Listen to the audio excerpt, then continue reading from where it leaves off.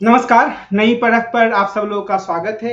आज की इस विशेष कार्यक्रम में हम सुप्रसिद्ध पत्रकार कन्हैया भिलारी जी से बातचीत करेंगे। बातचीत का मुद्दा होगा बिहार में चल रही वोट अधिकार यात्रा और बिहार की राजनीति पर पड़ने वाला उसका प्रभाव। और इसी संदर्भ में जो अलग-अलग तरह के पहलू उभर कर सामने आ रहे हैं, उसके बारे में हम कन्हैया भिलारी जी से समझ बनाने की कोशिश करेंगे। कार्यक्रम का जो पूरा पैटर्न होगा वो इस रूप में होगा कि मुख्य रूप से सवाल अभय जी करेंगे। कुछ अगर मेरे सवाल होंगे तो जरूर मैं उसको बीच में रखूंगा और हम ज्यादा से ज्यादा कन्हैया बेल्लारी जी से बिहार के हालात के बारे में समझ बनाने की कोशिश करेंगे। अभय सर, आप कार्यक्रम को आगे बढ़ाएं यहाँ से। धन्यवाद कमल। कन्हैया जी, पहले तो मेरी तरफ से एक कृतज्ञता ज्ञापन कि आपने मेरे अनुरोध पर नई परख के मंच पे आना स्वीकार किया। नई परख एक नया मंच है और आपने इसे इस योग्य समझा। मैं इसे आपकी दरिया दिली मानता हूँ। मेरा पहला प्रश्न ये है कि अ, आपका वीडियो चला गया कन्हैया जी। हाँ, जी आगे। मेरा पहला प्रश्न ये है कि इस वक्त बिहार की सड़कों पर जो हो रहा है वो 1974-75 के बाद मैं पहली बार इस तरह का कुछ घटित होते हुए वहां पर देख रहा हूं।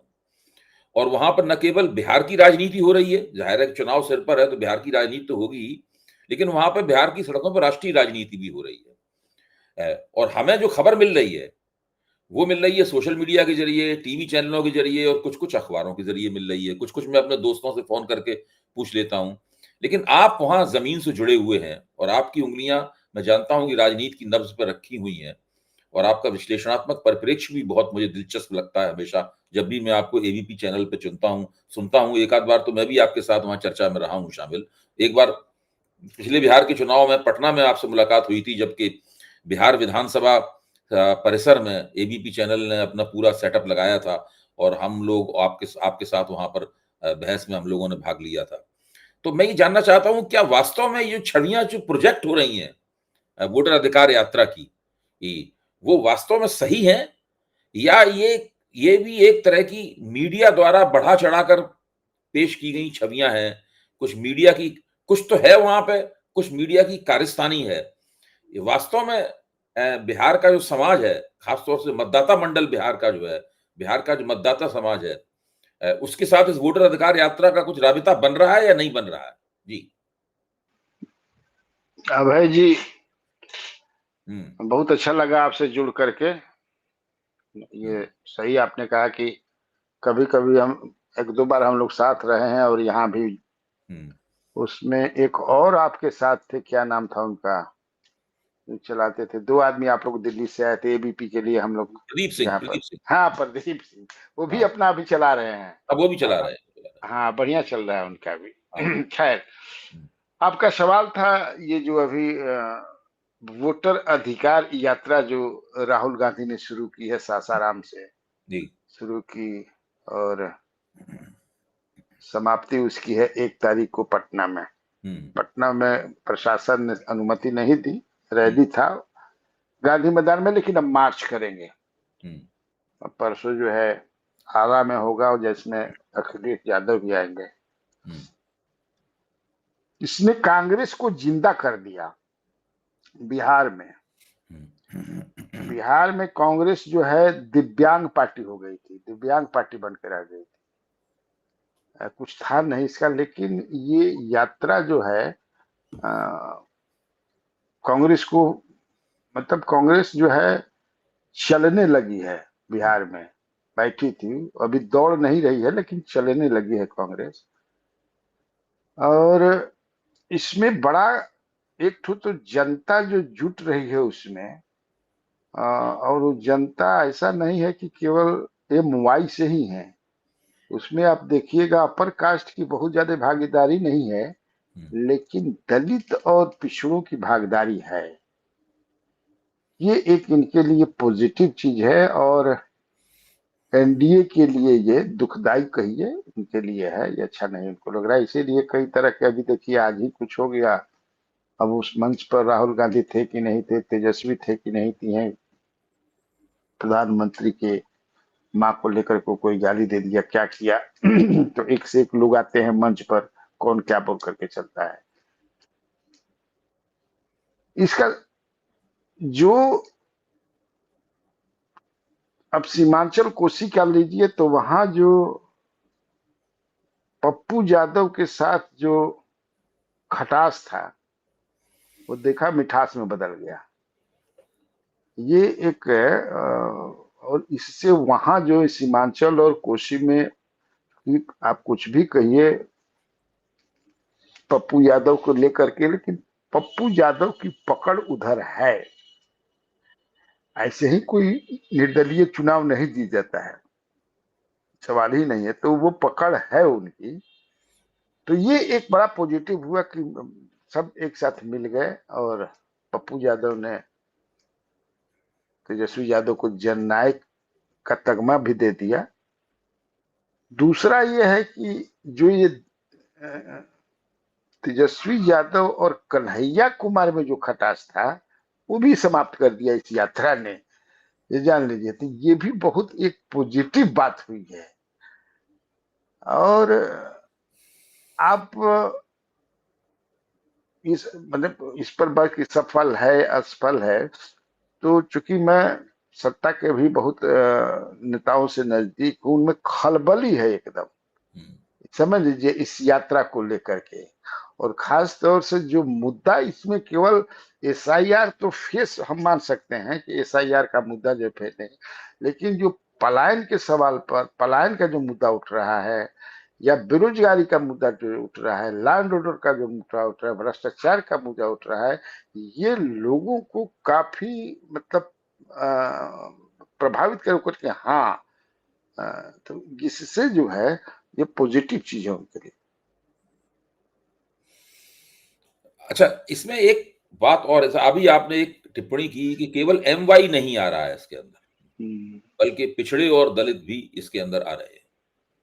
अच्छा, तो जो पिछड़े का मतलब यहाँ पर आप निश्चित रूप से आपका कहने का मतलब वाई नहीं है, यानी यादव नहीं है, यादव तो है ही राष्ट्रीय जनता दल के साथ में, तो गैर यादव पिछड़े आ रहे हैं इसके अंदर। तो गैर यादव पिछड़ों के आने का तो मतलब ये हुआ कि कुछ नीतीश कुमार के पाले से लोग आ रहे हैं, कुछ भारतीय जनता पार्टी के पाले से लोग आ रहे हैं, और कुछ दूसरे जो नेता हैं अति पिछड़े, उनके पाले से लोग आ रहे हैं।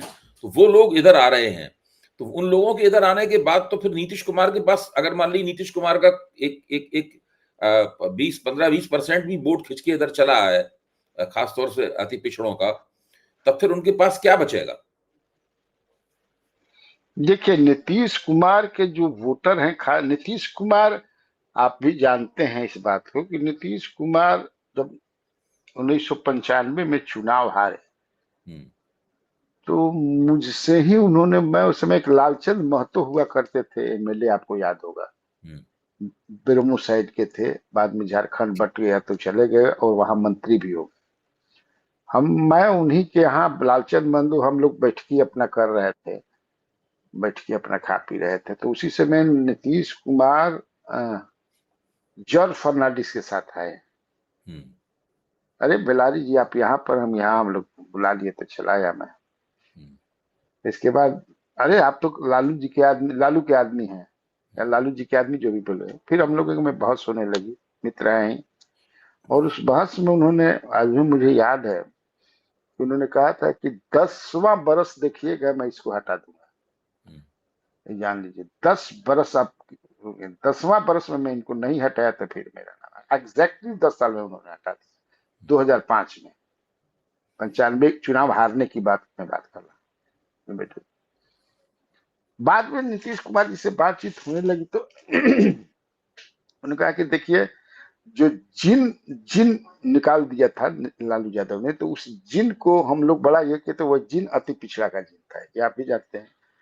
तो अति पिछड़ा को मैंने गुलबंद अपने पक्ष में किया, और क्योंकि 37% 36%, उस समय तो हम लोग कहते थे अभी जातीय जनगणना हो गई तब हुआ कि 36% है, 37% नहीं, तब तक हम लोग कहते 31% है, 32% है, 33%, यही मान करके हम लोग चलते थे।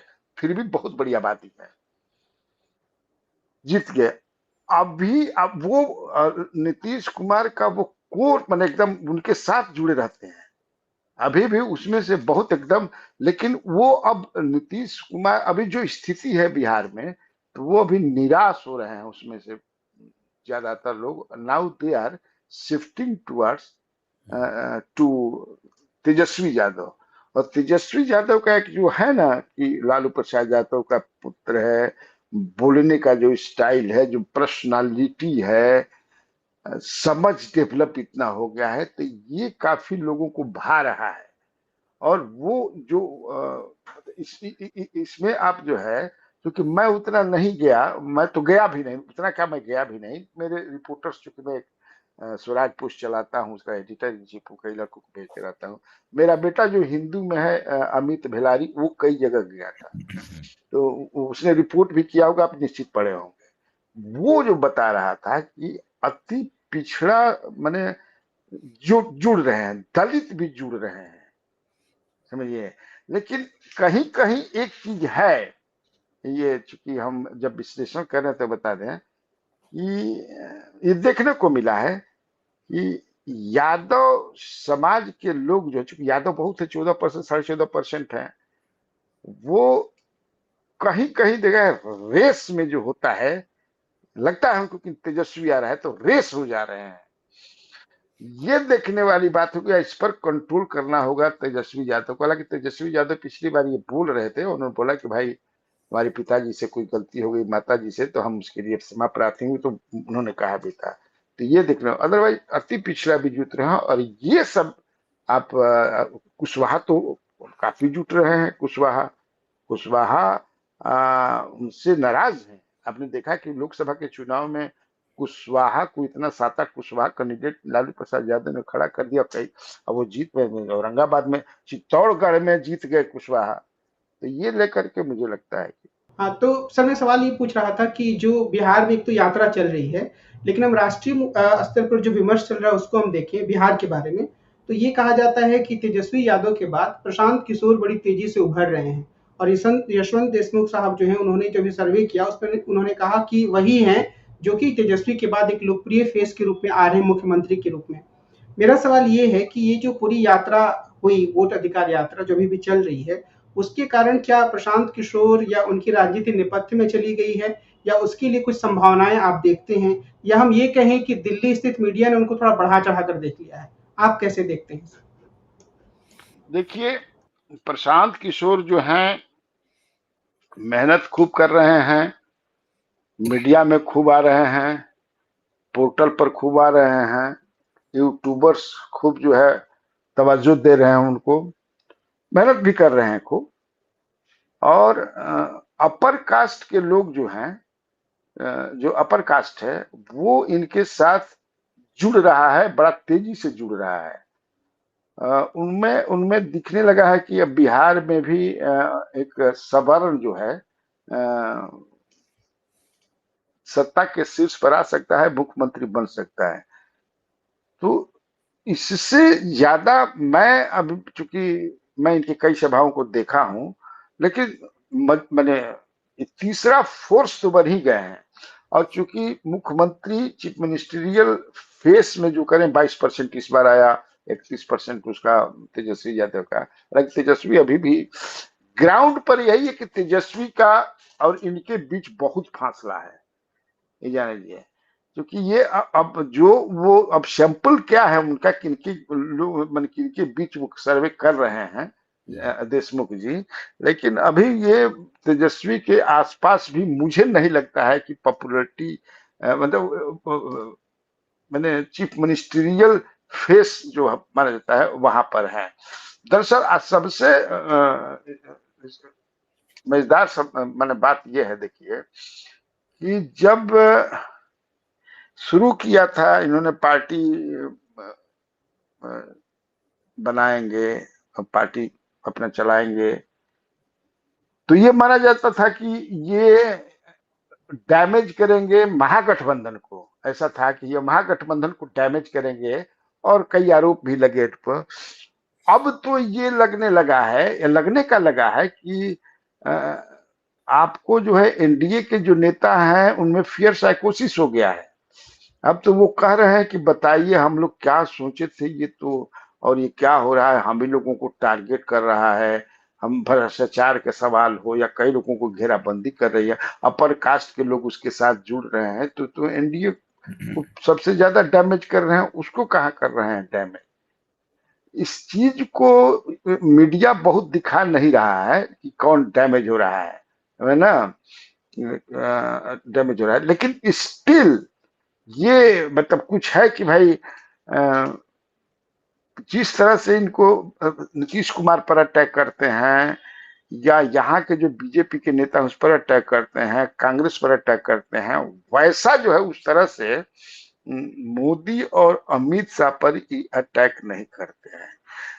तो मुझे तो अभी तक जितना मैं देखा हूँ, समझा हूँ, सुना हूँ, उतना वो नहीं कर पाएंगे वो बने। लेकिन तीसरा फोर्स बन रहा है। असल में एक पलायन का जो मुद्दा इन्होंने दिया ना, वो पलायन का मुद्दा जो है एकदम, अब तो सारी पार्टियां जो है पलायन को लेकर के पलायन, क्योंकि बहुत ज्यादा लोग बाहर नौकरी करते हैं, काम करते हैं, रोजगार करते हैं, और वो आएंगे चुनाव में भाग लेते हैं, देते हैं। वो पलायन का मुद्दा इन्हीं का दिया हुआ है। मेरा अपना माने कि पलायन सीरियसली, मतलब लोग सोचने लगे पलायन ये मुद्दा बन गया।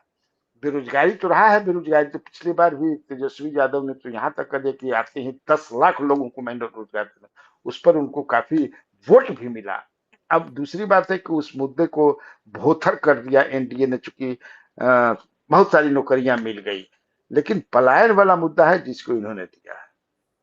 अच्छा, एक बात बताइए कन्हैया जी कि 1 तारीख को पटना में एक बड़ा मार्च हो जाएगा, रैली करने की इजाजत तो मिली नहीं, और काफी धूमधाम हो जाएगी। जाहिर है कि जितनी भी वोटर अधिकार यात्रा निकल रही है तो उसमें धूमधाम काफी है, राजनीतिक धूमधाम काफी है, एक जद्दोजहद है, एक संघर्ष का भाव दिखाई पड़ता है, उत्साह भी बहुत है उसमें भागीदारों को। लेकिन फिर 1 तारीख के बाद क्या होगा? क्या ये इस आंदोलन से जो आवेग पैदा हुआ है राजनीति में, जो मोमेंटम पैदा हुआ है, उस मोमेंटम को बनाए रखने के लिए क्या कोई कार्यक्रम है विपक्ष महागठबंधन के पास? क्योंकि देखिए, चुनाव तो बिल्कुल सिर पे खड़ा हुआ है, चुनाव में तो बिल्कुल देरी नहीं है, एक कदम आगे बढ़ाइए, चुनाव के आप दौर में पहुंच जाएंगे। और ये तो एक ऐसा मौका है कि अगर महागठबंधन चाहे और इस मोमेंटम को लगातार 1 तारीख के बाद फिर कोई कार्यक्रम ले ले, आंदोलनकारी कार्यक्रम ले ले, तो बात आगे बढ़ती चली जाएगी और माहौल भी बनता रहेगा लगातार। और चुनावी मुहिम तो इन लोगों ने शुरू कर ही दी है। तो ये वोट अधिकार यात्रा क्या है? ये एक चुनावी मुहिम ही है, क्योंकि चुनाव सिर पे है तो हर चीज चुनावी, और एक ऐसी चुनावी मुहिम है जिसकी एक बाह फैली हुई है, 2029 तक जाती है। वो कह रहे हैं राहुल गांधी को प्रधानमंत्री बनाएंगे, तेजस्वी को मुख्यमंत्री बनाएंगे। तो इस प्रकार का मुख्यमंत्री से प्रधानमंत्री तक की मुहिम इसमें दिखाई पड़ रही है। लेकिन 1 तारीख के बाद क्या होगा? इस ये जो उछाल आया है विपक्ष की राजनीति में, इस उछाल को वो कैसे बनाए रखेंगे? क्या है तरीका उनके पास? देखिए मेरे पास जो सूचना है कि ये टेम्पो जो है, इसको बनाए रखने के लिए तेजस्वी यादव शुरू करेंगे घूमना। जिस तरह से प्रशांत किशोर घूम रहे हैं, प्रशांत किशोर चूंकि एक यात्रा वो लोग कर रहे हैं, लेकिन प्रशांत किशोर अभी सबसे ज्यादा मेहनत कोई यात्रा पर कर रहा है, सभाओं पर माने समय जो दे रहा है लोगों के बीच जा करके, वो प्रशांत किशोर हैं। तो मुझे जो जानकारी मिली है अंदर से कि बैठेंगे नहीं, क्योंकि ये तो एक तारीख को समाप्त हो जाएगा, तो राहुल गांधी तो चले जाएंगे। यह मुख्य रूप से तो एसआईआर को लेकर के था। तो वो टेम्पू बना रहे, ये धार बनी रहे, लोगों में उसी तरह का जो मतलब जोश होता है, इसको लेकर के तेजस्वी यादव, बाकी जो मतलब तेजस्वी यादव के नेतृत्व में एक कार्यक्रम बनेगा, और जो लगभग सारे जिलों को, जो है जिला हेडक्वार्टर को मैंने टच करेगा, और ताकि लोगों में ये जोश बना, जैसा कि मैंने सुना है। और अगर ऐसा करते हैं तो ये अच्छी बात है, पॉजिटिव होगा, क्योंकि टेम्पो तो बनाए रखना होगा। क्योंकि कांग्रेस ने मतलब राहुल गांधी ने तो एकदम चीज ला दिया है लोगों के बीच में, जो महागठबंधन या इंडिया है, तो इसको बनाए रख, ये मैंने सुना है कि ये करेंगे लोग। अच्छा, एक इस तरह की आवाज, इस तरह की अनुभूति भी आ रही है बिहार से कि राहुल गांधी की लोकप्रियता में इस वोटर अधिकार यात्रा के कारण, और उससे पहले भी जो उन्होंने यात्राएं वगैरह की, कुल मिलाकर जो एक संचित प्रभाव है वो ये है कि राहुल गांधी की लोकप्रियता काफी बढ़ गई है, ऐसा भाव आ रहा है। और इतनी ज्यादा बढ़ गई है राहुल गांधी की लोकप्रियता कि बजाय इसके कि बिहार की सबसे बड़ी और मजबूत पार्टी और मुख्यमंत्री पद का चेहरा होने के नाते राहुल गांधी तेजस्वी यादव के कंधों पर बैठकर वो चले। हो ये रहा है कि तेजस्वी को उनकी लोकप्रियता की आवश्यकता पड़ने लगी है। ये जो अनुभूति आ रही है, ये अनुभूति कुछ कांग्रेसियों द्वारा फैलाई गई बातें हैं या कांग्रेस के प्रति हमदर्द लोगों द्वारा फैलाई गई बातें हैं या इनके अंदर कुछ सच्चाई भी है। जाहिर है कि बिहार के चेहरा तो तेजस्वी यादव हैं, राहुल गांधी तो बिहार में मुख्यमंत्री नहीं बनना चाहते, बिल्कुल तय बात है। वो तो बनना चाहेंगे तो देश के प्रधानमंत्री बनना चाहेंगे या मोदी को हराना चाहेंगे। लेकिन इससे क्या हो रहा है, मतलब ये जो समीकरण है, क्योंकि जब शरारतन बात पूछी जाती है, लेकिन फिर भी लोग तो शरारतन सवाल तो पूछते ही हैं। अररिया की प्रेस कॉन्फ्रेंस में पूछा गया उनसे कि भाई ये तो कह रहे हैं आपको पीएम बनाना, आप तो कह नहीं रहे इनको सीएम बनाना, आप तो घोषणा कर नहीं रहे।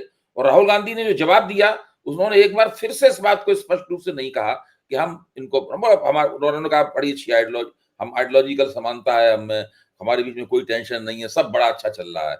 ये कह के उन्होंने उस बात को टाल दिया। देखिए, ये झगड़ा लगाने वाली बात है। ये जो चाहते हैं कि इन लोगों के बीच में झगड़ा लगे, डिफरेंसेस पैदा हो। हमको नहीं लगता है कि कहीं से भी राहुल गांधी के दिमाग में ये बात रही होगी या रहती होगी कि हम जो यात्रा कर रहे हैं उस यात्रा को किसी भी तरह से पॉलिटिकल डैमेज मिले तेजस्वी यादव को। मुझे ऐसा नहीं लगता है। हाँ, देखिए, इस सबसे चूंकि मैं कहा ना कि इस यात्रा से कांग्रेस को बहुत फायदा हो। तेजस्वी यादव तो आज भी देखिएगा, जो लोग भीड़ जाती है उस भीड़ में 60-70% तो लोग जो है, 60% के आसपास मानता हूं मैं, वो सब तो राजद के ही लोग हैं, माई के लोग हैं। इसके बाद वो भी हैं, लेकिन माई के ही लोग, तो वो कभी ऐसा चाहेंगे नहीं। हाँ, एक चीज जो है राहुल को लेकर के मैं कहूंगा, मैं भी ग्रामीण एरिया से आता हूँ, गांव से आता हूँ। गांव के लोग मेरे पास आते हैं, मैं भी जाते रहता हूँ गांव, घूमते रहता हूँ।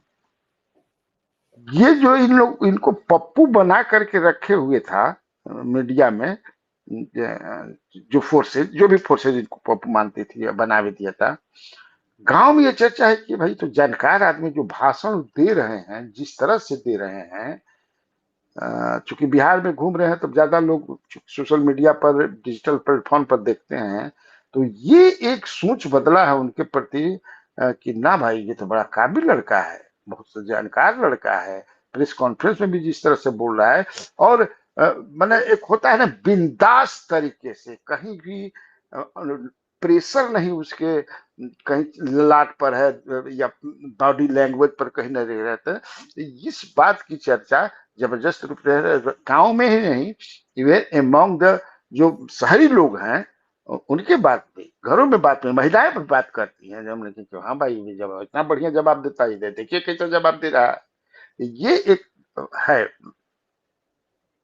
आपका क्या अंदाज है कि एनडीए के अंदर जो टिकटों का बंटवारा होगा वो महाराष्ट्र के फार्मूले के होगा, जिसमें भाजपा बहुत सबसे ज्यादा टिकट लेगी और अपने सहयोगी दलों को थोड़े थोड़े टिकट दे देगी, या पिछले चुनाव में जिस तरह हुआ था वो टिकटों का बंटवारा, या लोकसभा में जिस तरह हुआ टिकटों का बंटवारा, जिसके अंदर जनता दल यूनाइटेड और जनता दल एक ही और भाजपा तकरीबन बराबर बराबर थे, वो फार्मूला होगा, महाराष्ट्र वाला फार्मूला होगा, या बिहार में अभी तक जो चल रहा है वो फार्मूला होगा? नहीं, यहाँ तो बड़े भाई की भूमिका में नीतीश कुमार रहेंगे। और आज तो भास्कर ने ब्रेकिंग दिया भी है, आज तो चल भी रहा है। हालांकि इसको मैं 10 अगस्त को ही ये बता दिया था, चूंकि मेरा सूत्र जो है, जो बताया था वही ठीक उसी को इन्होंने, लेकिन चूंकि बड़ा प्लेटफॉर्म पर ही बात आ गई। ये 102 पर नीतीश कुमार लड़ेंगे, 101 पर बीजेपी लड़ेगी, 20 सीट चिराग पासवान को, 10 सीट मांझी को और 10 सीट कुशवाहा को। ये फॉर्मूला छापा है। क्योंकि नीतीश कुमार तो कल ही आए दिल्ली से, परसों दिल्ली गए थे, और ये चर्चा यहाँ पर है क्योंकि उनके साथ संजय झा थे जो कार्यकारी अध्यक्ष हैं जेडीयू के, और ललन सिंह जो मंत्री हैं वो थे, यही लोग रहते भी हैं। तो कहीं ना कहीं से बात है कि चूंकि अगल बगल अमित शाह और नीतीश कुमार रहते हैं, तो कभी भी मिल सकते हैं, फोन पर बातचीत कर सकते हैं, या अपना साथ नहीं गए थे, कि यही फॉर्मूला हुआ है। तो मुझे लगता है कि यहाँ महाराष्ट्र में ना, ये यहाँ नीतीश कुमार से ज्यादा ही कैसे ले सकते हैं। नीतीश कुमार अभी भी कितना भी उनका स्वास्थ्य मानसिक रूप से खराब हो, शारीरिक रूप से खराब हो, लेकिन ऐसा एकदम कोलैप्स तो है नहीं, ऐसा तो है नहीं। इसलिए मुझे नहीं लगता है कि वह मुझसे सफल होंगे। हाँ, ये बात है कि नीतीश कुमार को अभी भी ये लोग चीफ मिनिस्टरियल फेस नहीं मान रहे हैं, क्योंकि नेतृत्व में रहने के चुनाव के बाद जो है ये चीफ मिनिस्टर बनेंगे, इस पर अभी भी पेच फंसा हुआ है। अच्छा, अब जैसे कि प्रशांत किशोर ने एक कार्यक्रम में ये कहा कि अगर नीतीश कुमार की 25 सीटें भी आ जाएं तो मैं राजनीति छोड़ दूंगा। मतलब कुल मिलाकर, मैं ये नहीं कह रहा हूँ उनकी बात ही सही होगी, मैं कह रहा हूँ कुल मिलाकर एक इस तरह की भावना, एक इस तरह का विश्लेषण प्रोजेक्ट किया जा रहा है कि नीतीश कुमार एनडीए के अंदर एक कमजोर कड़ी है। ऐसी बात लोकसभा में भी कही गई थी, लेकिन गलत साबित हुई। लोकसभा में वो मजबूती से लड़े और उनका अच्छा प्रदर्शन रहा नीतीश कुमार का। अब इस बार भी बात कही जा रही है कि ये खींच लेंगे एनडीए को नीचे। तो इसके बारे में क्या कहना है आपका? नहीं, देखिए, प्रशांत किशोर तो जिस तरह से केजरीवाल जो है ना, शुरुआती दौर में कुछ कुछ उसी तरह के, हम तो कहते हैं कि अगर 60 सीट भी मुझे मिलेगा तो मैं स्वीकार नहीं करूंगा, बोल दूंगा एमएलए को कि जाओ जिसके साथ जाना है भागो, हमको 60 सीट नहीं चाहिए। 120 भी मिलेगा तो मैं 120 सीट, बस 25 सीट का, ये बहुत ज्यादा बुरापन है। मुझे नहीं लगता है कि वो क्या क्या बोल रहे हैं, अब वही जाने। अब वो मैंने उनको लगता है कि हमारा ऐसा चल रहा है, हवा ऐसी चल रही है कि हमको एकदम स्वीप कर जाएंगे, ऐसा थोड़े है वो स्वीप कर जाएंगे, ये सब नहीं। कमल? जैसे सर आपने कहा कि काफी एक बेचैनी है भाजपा के भीतर और जो इंडी के दूसरे दल है उनके भीतर, इस चीज को लेकर के जो यात्रा चल रही है, या जो प्रशांत किशोर अगड़ी जातियों का वोट ही काट सकते हैं, तो आखिर उन लोग की क्या रणनीति लग रही है इससे निपटने के लिए? वो क्या करना चाह रहे हैं? कुछ आपको नजर आ रहा है कि वो कुछ खास कदम उठाएंगे इस तरह की चीजों को रोकने के लिए? नीतीश कुमार तो बने ही रहेंगे, इसके अलावा और क्या वो करेंगे? नहीं, नीतीश कुमार बने रहेंगे ऐसा कैसे कह सकते हैं आप?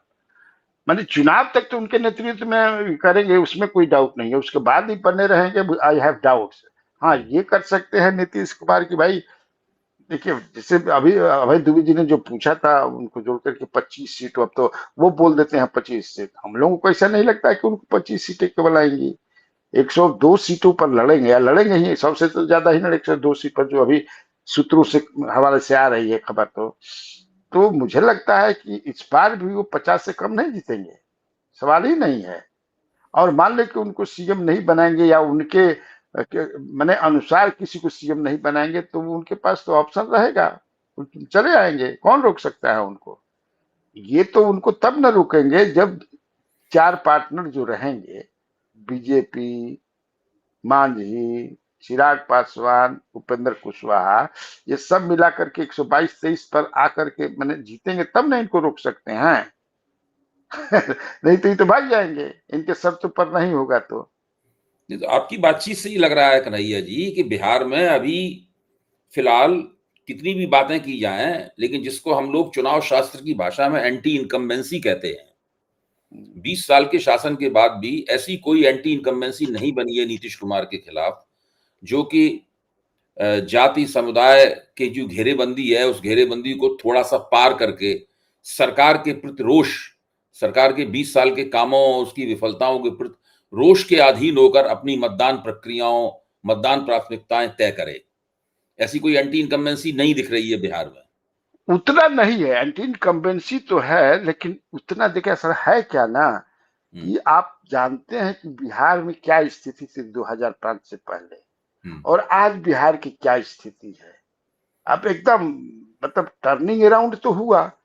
अब गांव गांव बहुत कुछ, महिलाओं के लिए बहुत कुछ हुआ। महिला वोटर जो है नीतीश कुमार के साथ है, ये जान लीजिए।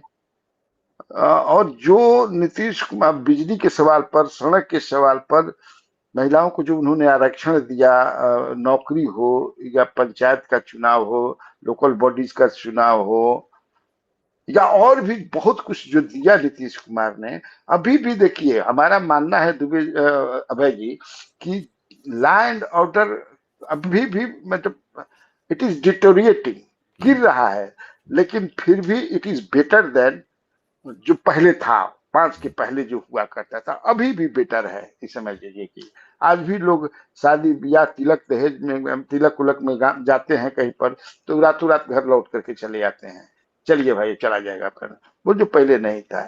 तो इस एंटी इनकम्बेंसी, लेकिन तब है भ्रष्टाचार बहुत बढ़ गया है, इतना भ्रष्टाचार बढ़ा है कि आप पूछिए मत। ब्लॉक से लेकर ब्लॉक, जो मैंने कहा कि देखिए इंजीनियरों के यहाँ कितना पैसा मिल रहा है, एंड करप्शन परकुलेट्स, आप जानते हैं। तो जब ऊपर कुछ जो मैंने हैं उनके खिलाफ कुछ हो नहीं रही, इंजीनियर पकड़े जाते हैं, क्लर्क पकड़ा जाता है, दरोगा पकड़ा जाता है, कभी कभी एसपी भी दिखाने के लिए, लेकिन ऊपर के लोग नहीं में, इसीलिए वहां है कि करप्शन बढ़ गया। लेकिन जितना मतलब एंटी इनकम्बेंसी जो लोग पॉलिटिकल जो राइवल्स हैं वो तो कहते हैं, लेकिन हम लोग, मुझे अपना, लेकिन उस स्तर पर नहीं, उस स्तर पर नहीं। कमल, आखिरी सवाल, जितना फायदा हो सकता है कन्हैया जी का उठा लीजिए। नहीं, आखिरी सवाल तो यही मेरे मन में है कि फिर इस अभी के हालात में क्या हम यह माने कि नीतीश कुमार प्रासंगिक बने रहेंगे और उनकी पार्टी ही ये तय करने वाली है कि आने वाले चुनाव के बाद किसकी सरकार बनेगी? आपकी बातों से जैसा आभास हुआ। मैं चूंकि I know him since last 45 years, मेरे मित्र भी हैं हर तरह से। मैं इनके सरकार में मिनिस्ट्रियल पोजीशन में भी था, नागरिक परिषद का महासचिव था, लाल बत्ती वगैरह में मुझे थी, मुझे रास नहीं आया, अच्छा नहीं लगा, इसलिए कि मैंने कहा कि, पूछा उन्होंने कि आप हम कहेंगे हमारा एक्सटेंड मत कीजिए, रिन्यूअल मत कीजिएगा, कहा कि मैं आपके सामने खड़ा नहीं हो सकता, क्योंकि मुलाजिम पर तो खड़ा होना पड़ता था। हम आते ही जब पत्रकार आते हैं तो कुर्सी, हे भिलारी जी आ गए, कुर्सी लाइए, तो वो एक माइंडसेट बन जाता है पत्रकार रहने के बाद। नहीं, तो इसलिए मैं जानता हूँ उनको बहुत अच्छी तरह से, हर तरह से जानता हूँ। मैं कहा कि 80 से उनके साथ हमेशा ही रिलेव, as long as he is alive, जब तक ये आदमी जिंदा है, इतना ऐसा वो वोट बैंक या ऐसा बना लिया है उन्होंने, वो जब तक जिंदा रहेंगे वो प्रासंगिक रहेंगे, ये जान लीजिए। और उनकी मर्जी के बिना, माने भाजपा अब कितना भी फड़फड़ाए, भाजपा कुछ भी कर ले, उनके मर्जी के खिलाफ कुछ भी नहीं कर सकते, जानिए। इतना मैं जानता हूँ, जो मेरी अंदर से लेकर के बाहर तक जो भी समझ, मैंने मेरी जो समझ है, कुछ नहीं कर सकती है, वो रहेंगे। जब वो कुर्सी अपने से छोड़ देंगे तभी ये कुर्सी खाली होगी, कोई हटा नहीं सकता है, ये जान लीजिए। और इधर भी जब आप समझिए क्या, अभी तो जो स्थिति है, मैं समझता हूं कि खंडित जनादेश आएगा। अभी तक जो स्थिति मैं देख रहा हूं, आज भी अगर नीतीश कुमार कह दें, क्योंकि मुझे एक पता चला कि लालन सिंह से पिछले दिनों मिले थे वो, तो जाकर के, चूंकि लालन सिंह के घर चले जाते हैं, मित्र हैं, तो अब इसमें क्या सच्चाई है पता नहीं, लेकिन हमको एक आदमी बताता कि इस बार फिर 2020 वाला गड़बड़ नहीं ना करेगा जी, है तो सब ऐसा। तो मान ले कि अभी वो कहे कि नहीं, अब लगता है सब फिर गड़बड़ करेगा, ये हमको, उधर लोग तैयार हैं, इंडिया में क्या दिक्कत है उनको, तुरंत तो कह देंगे हाँ हाँ ये आइए, फिर मंत्री हो जाएगा। इसीलिए वो प्रासंगिक बने रहे। तो इसका एक एक एक आपकी बात का एक तात्पर्य और निकलता है, आप इसकी तस्दीक करते हैं कि नहीं करते हैं, वो निकलता है कि जो वोटर अधिकार यात्रा है, विपक्ष का जो अभियान है महागठबंधन का, इसने कुछ तो माहौल बनाया है। ये सही बात है, आप भी मान रहे हैं, हम लोग भी मान रहे हैं, कुछ तो माहौल है, इसका असर है, इसकी कुछ प्रतिध्वनियां जमीन से निकल रही हैं। लेकिन इसने कुछ एंटी इनकम्बेंसी को इतना तीखा वीखा नहीं किया है जिससे एनडीए की हार बिल्कुल सुनिश्चित हो जाए। ना ना ना ना, मैं कहा ना, वैसा नहीं है। होगा भी नहीं। नीतीश कुमार ने जो गवर्नेंस दिया है 20 साल में, हालांकि अब इनको चला जाना चाहिए, दूसरे को आना चाहिए, दूसरे के लेने, लेकिन वो नहीं है अभी भी। आप समझिए कि मान लीजिए कि जिससे आपको चल जाएगा, मेरे को जो वो